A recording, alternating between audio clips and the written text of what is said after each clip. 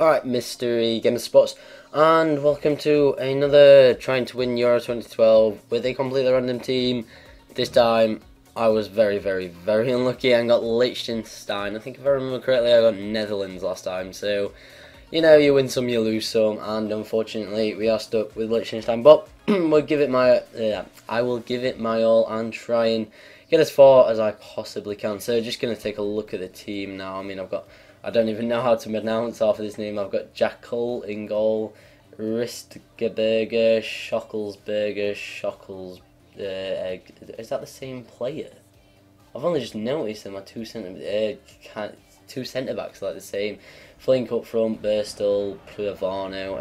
I'm now confused by them two centre backs. I've only just realised, unless they're like Martin Olsen and I can't remember the other one, M Olsen. They're both M Olsen, and I can't. One of them's Martin Olsen, and I can't remember what it might be Marcus. But anyway, we started off really well actually against Belgium in our first game. Okay, we did try and sweat it out, but sometimes that's how we've got to play, especially when you're a team like Liechtenstein. But then they came back in the 17th minute, and he sweated it out or crossed it. I don't really know if a cross is a sweated goal, and he did go 1-0 up with Romelu Lukaku, but we came back again and had another shot. It was Pavano, the right midfielder, who almost got it in but was saved by the keeper, and then yet again another header put them 2-0 up, and I was quite frustrated to say the least. I mean, 44 minutes gone, two headers and 2 goals from them, and I was like, oh, we've had chances.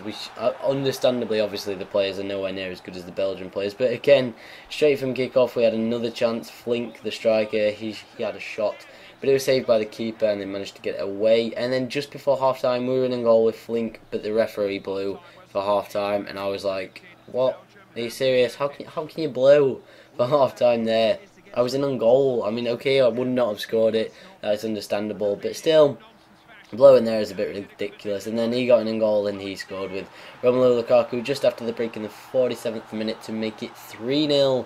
And yeah, this is where the floodgates open, and he put it into Romelu Lukaku yet again to make it 4-0, which was very frustrating. I realised that on Euro 2012, you don't seem to be able to change the player when the ball's in the air. I don't know if that's just me going a bit crazy or if that actually happens, but whatever. They got a penalty, and I was really annoyed. I was thinking, what? I didn't even do anything. I didn't press any tackle button whatsoever, but okay, not like it really makes that much of a difference. I'm already 4-0 down. And then the penalty made it 5-0 in the 55th minute. We did have a chance though in the 69th minute. Burstel had a shot. It was easily saved by Courtius though, and they did manage to get it out. And then annoyingly, we passed it straight to Romelu Lukaku, and he got, that's either his 4th or 5th, I can't really remember, and it was 6-0. But we had another shot in the 83rd minute, and it was saved again by the keeper. So the game did finish 6-0 Belgium, but look at the stats. I mean, they had 12 shots, 5 on target. I had 6 shots and 5 on target. Honestly, we were quite unlucky. With a better team, I might have, put a bit better effort. I'm not saying I would have won that game, because obviously he got 6, but with better players, better stats, I would have probably at least got 1 or 2 goals, and he might not have got as many. But then we came up against Spain, and I was like, oh my god, Belgium beat me 6-0. What are Spain going to do to me? And they started off really well in the 27th minute. Xabi Alonso, brilliant play by Spain. Fair play to him. That was a nice goal. And yeah, he went 1-0 up, so I was thinking, this might not be a great game at all. But what's it going to be? Is it going to be 10-0 maybe? But no, we managed to hold them out and create some decent chances. Like here in the 52nd minute, we almost equalised with Bergmeister. Or Bergmeister, I'm not really sure. And then Hashner got in and had a shot, but it was saved by the keeper. Well, not really saved, it was just hit straight at him. And then in the 74th minute, Mata got forward, just used his pace really well, crossed it across for David Villa, who headed it into the back of the net, and 75th minute gone, they almost wrapped up the 3 points at that point. And it was quite annoying because obviously, it was only 1-0, and I always had chances. Like here in the 88th minute, I had another chance. Flink gave it to Burstel, and Burstel's shot was well saved by Casillas and out for a corner kick. So we had chances again. I mean, the game did finish Spain 0, Liechtenstein.